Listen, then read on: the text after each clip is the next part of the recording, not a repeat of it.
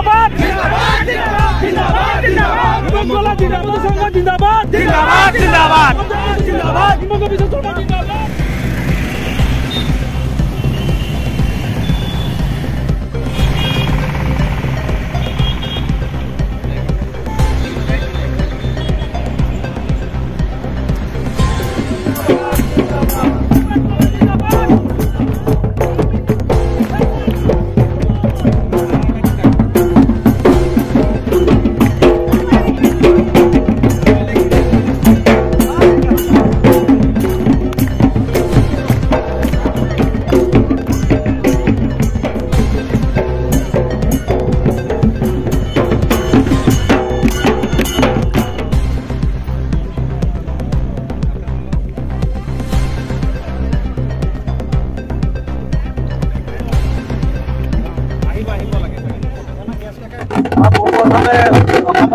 মুখ্যমন্ত্রী ডক্টর হিমন্ত বিশ্ব শর্মা ডাঙৰীয়াক ধন্যবাদ জনাইছো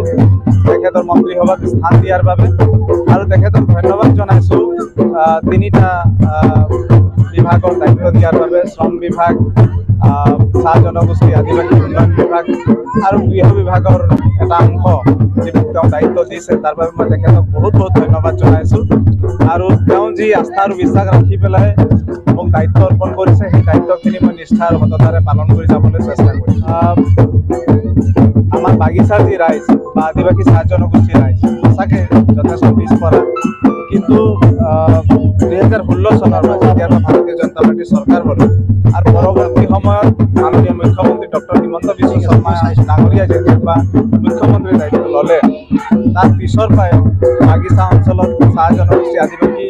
ৰাইজক আগবঢ়াই লৈ যাবৰ কাৰণে যথেষ্টখিনি কাম তেখেতে হাতত লৈছে আৰু মই দৃঢ় বিশ্বাসী তেখেতৰ নেতৃত্বত আমি